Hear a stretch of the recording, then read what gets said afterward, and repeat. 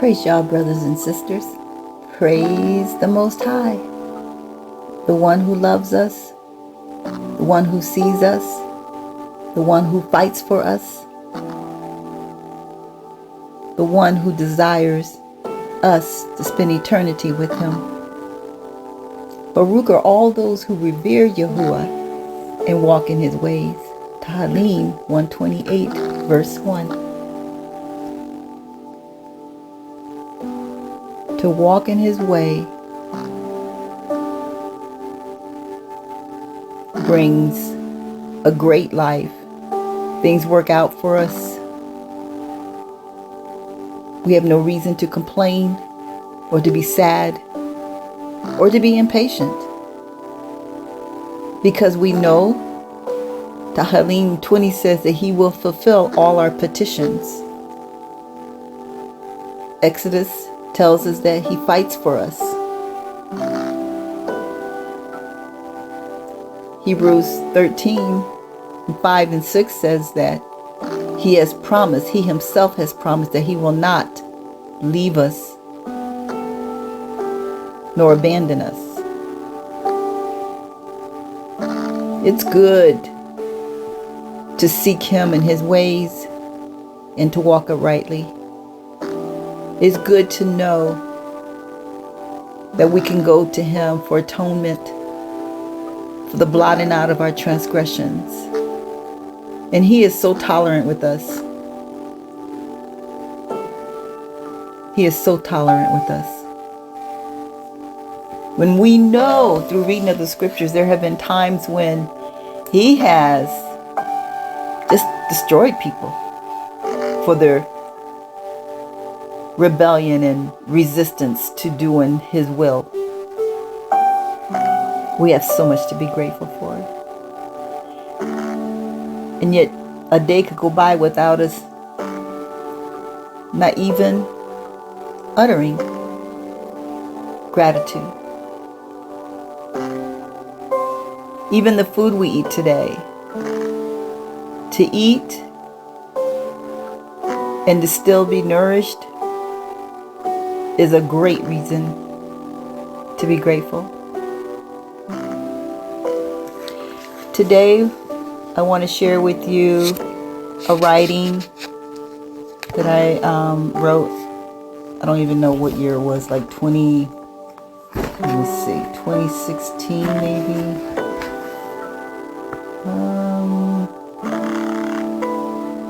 I don't even know. Yep, 2016. Copyright 2016. All right, so the title is called Perfect and Just Wait. Living for Aluah is precise in mission and plan. It separates us from those who do not desire to live for Abba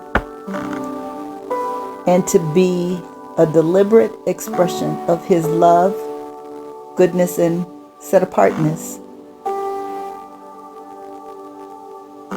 Living for him with a pure heart is so good and so freeing. Yahushua told his taught ones, his disciples, that the way to life eternal was straight and narrow. The road is straight and narrow, and few will find it. I call it precise and tight because it produces the excellency of Aluah.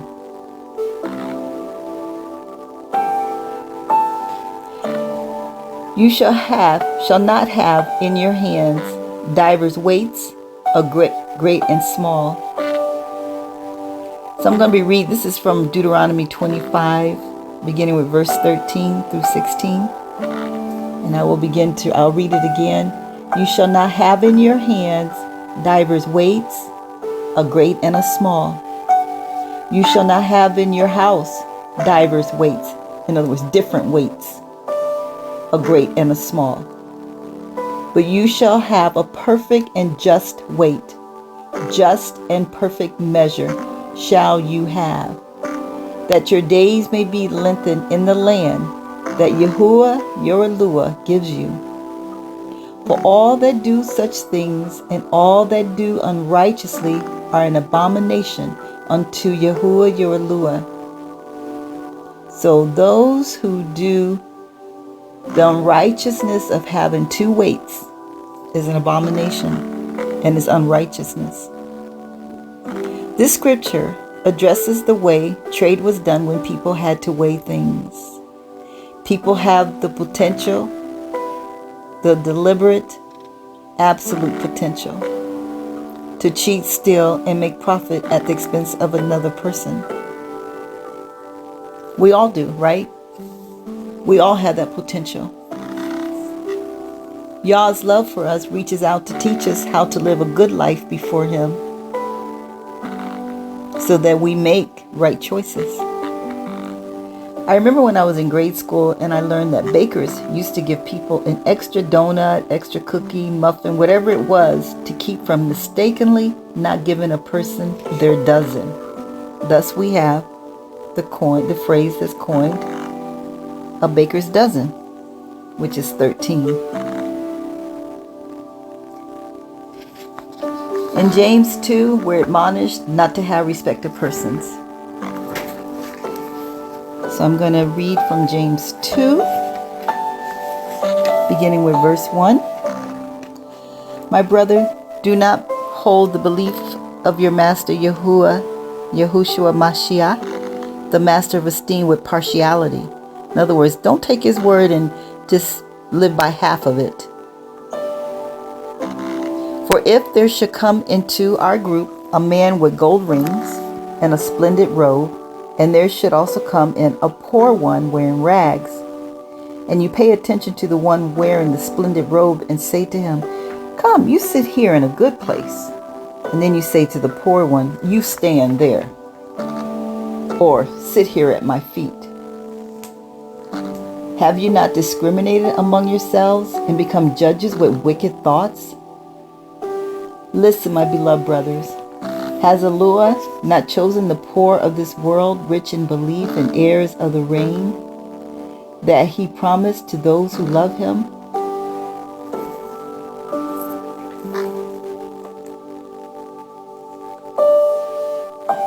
But you have shown disrespect towards the poor man. Do not the rich oppress you and drag you into the courts? Do they not blaspheme that good name that you are called? If you truly accomplish the sovereign law according to the scripture, you shall love your neighbor as yourself, and you do well. But if you show partiality, you commit transgression. It's a crime. Being found guilty by the Torah as offenders. So the Torah will cause us to see right living. For whoever shall guard all of the Torah, and yet stumble in one point, he is guilty of all. For he who said, do not break wedlock, also said, do not murder. Now if you do not break wedlock, but you do murder, you have become a transgressor of the Torah. You know, we can murder with our tongues too, right? So speak and so do as those who are to be judged by the Torah of freedom. For the judgment is without compassion to the one who has shown no compassion, and compassion boasts over judgment. There is a verse in, I think one of the prophets said that Yah would prefer kindness over judgment.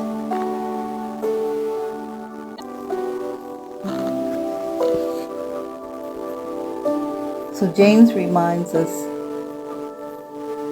in verse 3, listen, my beloved brothers, has Aluah not chosen the poor of this world, rich in belief, as heirs of the kingdom that he has promised to those who love him? And then when we read in Luke 16, beginning with verse 19, there was a certain rich man that was clothed in purple and fine linen, and fared sumptuously every day. And there was a certain beggar named Lazarus, or Eleazar, that was laid at his gate full of sores, and desiring to be fed with the crumbs that fell from the rich man's table. Moreover, the dogs came and licked his sores. He just wanted the crumbs. And the rich man didn't have compassion on him. And it came to pass that the beggar died and was carried by the messengers, the angels, into Abraham's bosom. And the rich man also died and was buried. And in hell he lifted up his eyes, being in torments, and saw Abraham afar off and Lazarus in his bosom. And he cried and said, Father Abraham, have kindness on me, and send Eleazar, or Lazarus, that he may dip the tip of his finger in water and cool my tongue, for I am tormented in this flame. But Abraham said, Son, remember that you in your lifetime received the good things, and likewise Lazarus evil things. But now he is comforted, and you are tormented. And beside all this, between us and you, there is a great gulf fixed, so that they that would pass from hence to you cannot. Neither can you pass to us that will come from over there. Then he said, Well, I ask you therefore, Father, that you would send him to my father's house, because I have 5 brothers, that he may testify unto them, lest they come also to this place of torment. And Abraham said unto him, They have Moses and the prophets, let them hear them. And he said, Nay, Father Abraham, but if one went unto them from the dead, they will repent. And he said unto him, If they hear not Moses, and the prophets, neither will they be persuaded, the one rose from the dead. And you know, every time I read that, I always think about the fact, ain't that the truth? One has rose from the dead, and so many people do not believe. They do not believe. Many of us have 2 weights in our hand and in our houses. In our hands means the way we do things. What may seem to people to be fair, equal, just, and the same deed may not be. Okay, because what they see is with their eyes. And remember, Yahuah, the Messiah, he said that he didn't judge men by outward appearance, because he knows what's in the heart. He knows the intent of our heart. He sees the different weights used to accomplish deeds. Luke 12:5 says, if we give a little more because we know this person can give something back to us, then we sin. If we give more to one because we like this person better than the others, we sin. We have to have a perfect and just weight, just and perfect measurement. We have to have a pure heart. When we remember the word of Yahuah is how we will be judged, and that the just judge is weighing and taking account of our deeds and motives, maybe then we'll do right. We're not fooling him. When we purposely weigh wrongfully and have respect of persons, we read in Deuteronomy 25, as I've already read, that our days will be shortened. And James 2, as we read, says that we transgress and are convinced to be transgressors. Some people have different standards for their sons than their daughters, and it ought not to be so. I have even heard how shop owners, cashiers often place a finger on the scale as they weigh the customer's items. And you know what? That happened to me a few months ago. I was at a farmer's market. And so I had a lot of vegetables, a lot of produce, because you know, you go to those big farmers markets, they have lots of vegetables. And I just happened to look up, because you know, I was taking things out of my basket, so I take things out the basket, put it on the counter, and then he would put it on the scale. And in the process of taking things from the basket and turning around, my eyes caught like he had like 2 fingers on the scale, and I said, So I started watching him more, and he didn't do it again. Yeah. So it's not just back in the day, they do it now. And they find different ways to do it now. Certain people can go to purchase a home, and they have different coding on the bottom of the application. There's just different things that they do. Even sometimes I wonder, for what purpose do they need to know the race of a person that's applying for this? It could be for a study, yeah. Or is it for another reason? Let this conviction be in us to do right to people, for people.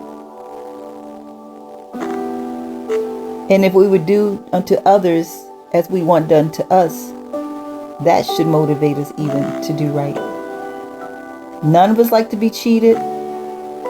None of us like to be cheated. It's like a violation. If you know anyone, or if it has ever happened to you to have something taken from you, it's a violation. Feel so violated.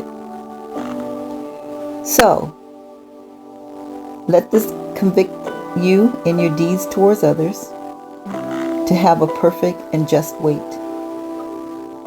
For that is the word of Aluah. It is written in Tehillim, or Psalms 15, 1-2, when he says that the question is, thou would ask the question, who shall abide in your tabernacle? Who shall dwell in your Kodash, or your set apart hill? And Yahuah answers, he that walks uprightly and works righteousness and speaks the truth in his heart.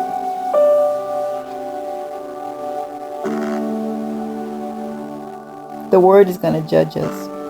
And wouldn't that make it just right? And then no one can judge him and accuse him of not being fair. He's going to judge us all by the word. We're all going to be judged by the same word. It's not like man's courts. He's such a just judge.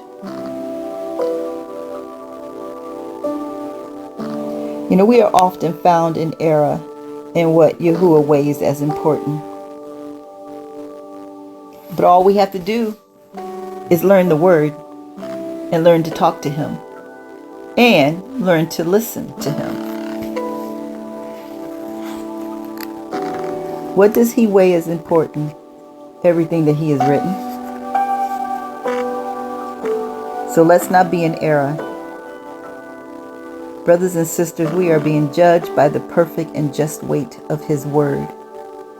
It's a measuring stick. He measures our deeds and our motives, seeing the darkest crevices of our heart. In fact, I'm going to go to Jeremiah. Hold on just a minute. Let me find that.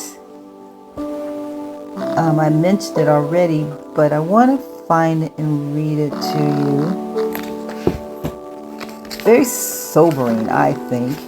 Jeremiah 17, verse 5.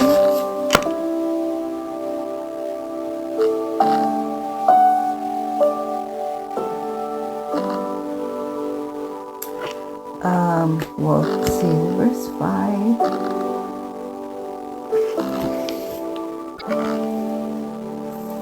So verse 5 says, thus says Yahuah, cursed is the man who trusts in man and makes flesh his arm, and whose heart turns away from Yahuah. So we don't want to be trusting in man, because that's what causes us to start honoring one man over another. Because we'll trust in that man that can do more for us than the one who can't do anything for us. And then we're going to go down. That was verse 5. And I'm going to go down to... So verse 7 says, So verse 5 says, cursed is the man who trusts in man and makes flesh his arm and whose heart turns away from Yahuah. Verse 7 says, Baruch, or blessed is the man who trusts in Yahuah and whose trust is Yahuah. So we're cursed if we trust man, and we are blessed, or Baruch, when we trust Yahuah. Verse 9. The heart is crooked above all and desperately wicked. Who shall know it? 10. I, Yahuah, search the heart. So see, he says, who can know the heart? We don't even know our own heart. He knows it. He's always searching it. He knows our heart. So we must know that there's nothing that happens that he does not already know about. We must realize that without leaning on his word, without trusting in him, we will be lost. We have got to be leaning on him, trusting in him, desiring his word, knowing that his word is truth, is life, is eternal. And we can't get away without leaning on it.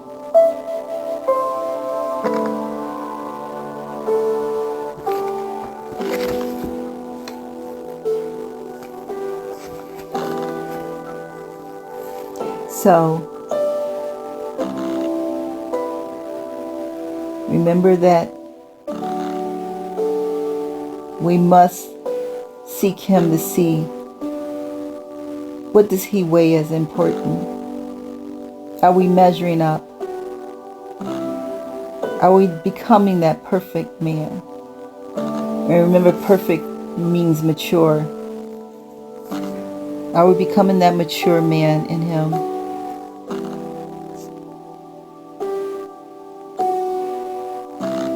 Y'all measured our deeds and our motives, seeing the darkest crevices of our heart. Remember, he says, our heart is deceitful above all things, and it is desperately wicked. Who can know it? We don't even know our own hearts. If people knew their own hearts, they wouldn't find themselves in situations. And then when it all falls apart, when the light shines on that darkness, they are even surprised, ashamed, and disappointed in themselves. They never thought that they would do some of the things they did because we don't know what's in our heart. And that's why in Tehillim, Psalms 51, Dawood is crying out to Yahuah to cleanse me of my evil ways. Cleanse me with hyssop. Purge me, he says. Perfect and just. And in Peter, second Kepha, I think it is, he says that judgment is going to begin at the household of Yah. Us. It's going to start with us. So we're going to be judged by his word. He is a set apart deity. He is the Almighty. Almighty. He's above any and every other one. And he's not going to just have just anybody spend an eternity with him. Are we measuring up? We cannot afford to think, oh, he's kind. He understands. He knows my heart. Remember, he knows our heart. The darkest crevices, deepest crevices of our heart, he knows. So that's not a phrase that we can hide behind and use as leverage, because he does know our heart. And he says when he comes, he's bringing his reward with him. He's bringing it with him. That means it's already been settled when he comes. In fact, I'm going to look for another verse I wasn't thinking of at the time. It's in Ecclesiastes.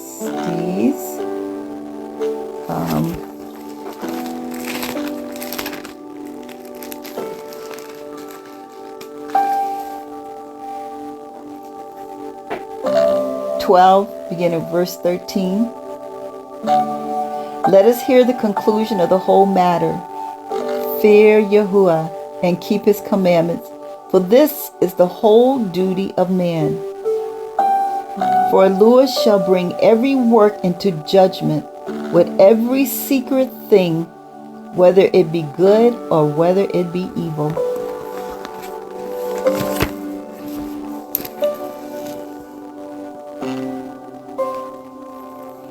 Using the different weights to benefit us,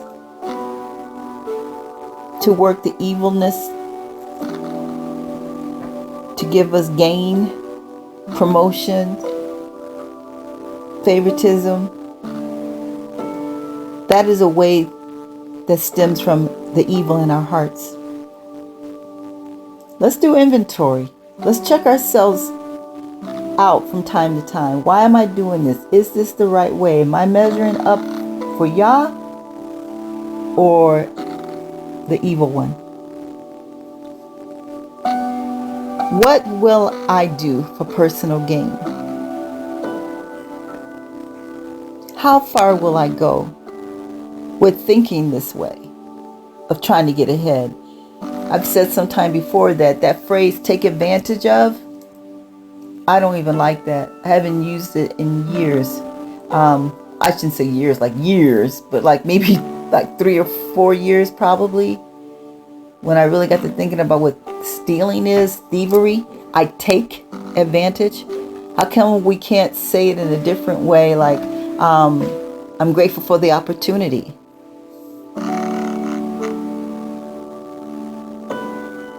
We want to be careful because all actions start with thoughts.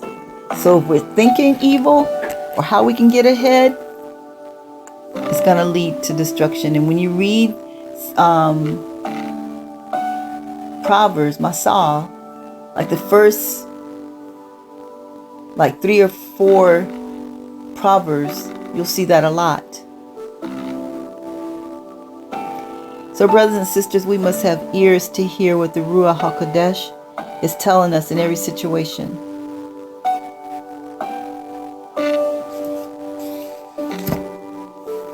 We must know what he's saying in every situation.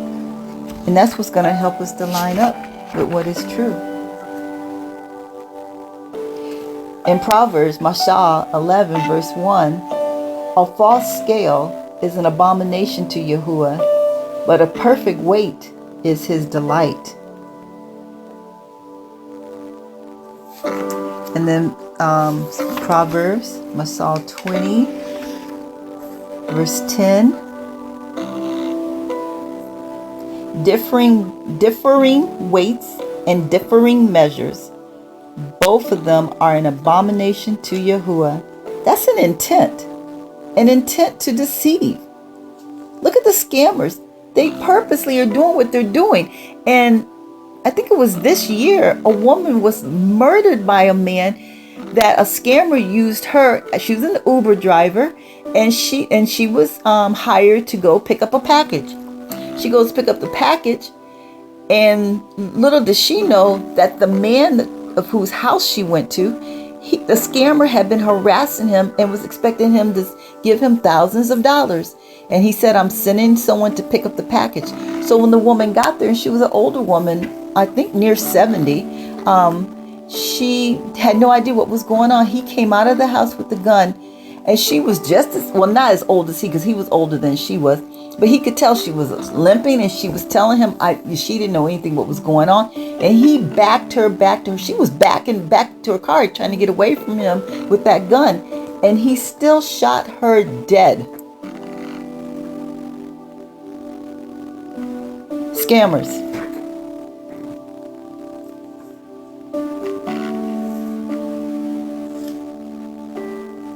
$20 and $10. Differing weights and differing measures, both of them are an abomination to Yahuah. And then verse 23, differing weights are an abomination to Yahuah, and a false scale is not good. Verse 24, the steps of a man are from Yahuah. What does a man know about his own way?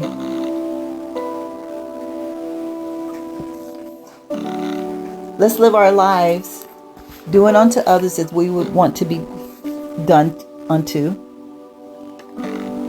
and considering everything we do. Is this just? Am I favoring people?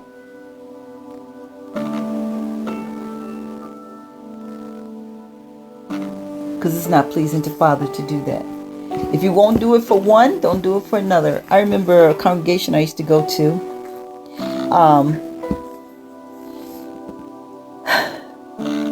The pastor's wife would order a cake for certain people for their birthdays. And other people didn't get a cake. And this is so many years ago. And I said, if they're going to do it, they need to, okay, so you can't buy a cake for everyone. Why not buy one cake per month for those who are having birthdays? And that way, everyone gets one. But unfortunately, that assembly of their gathering, there was some partiality and there was some favoritism there. And so that wasn't right. And how are children to understand that? And they shouldn't understand it. So let's watch ourselves and see, what are we doing? Because we're being judged.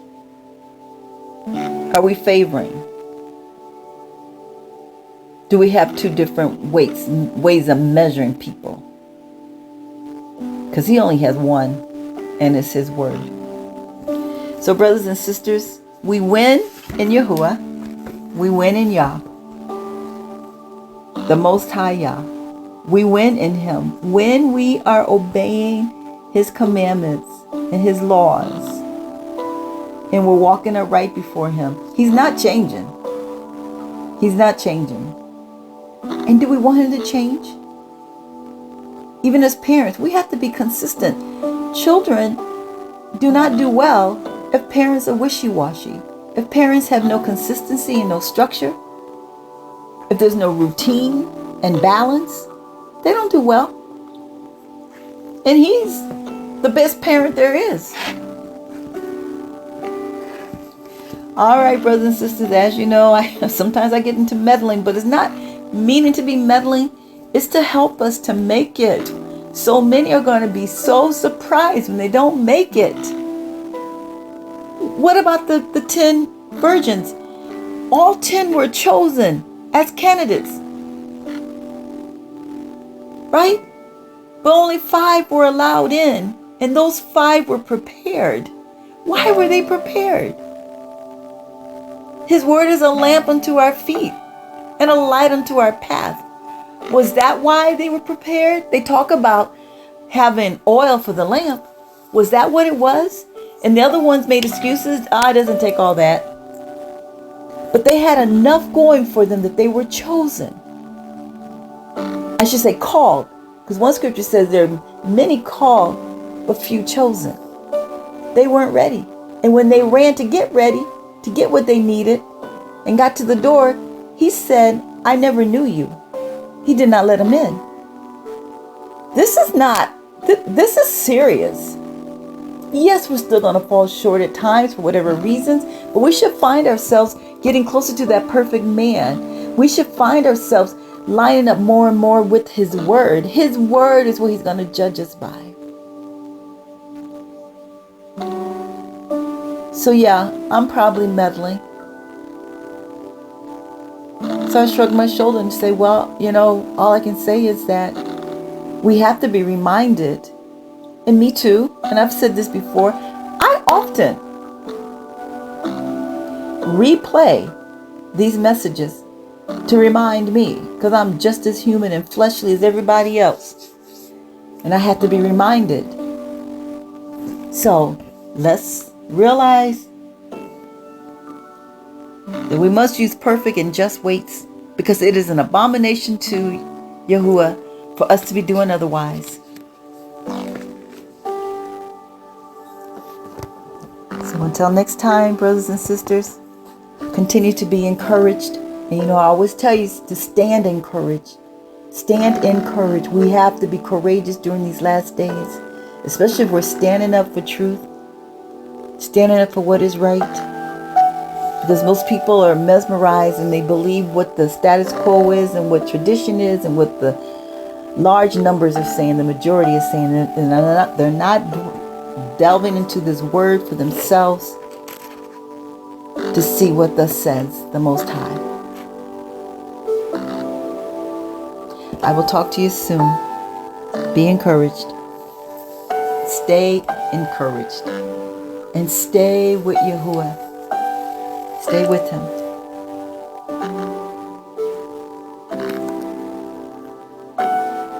Peace be unto you.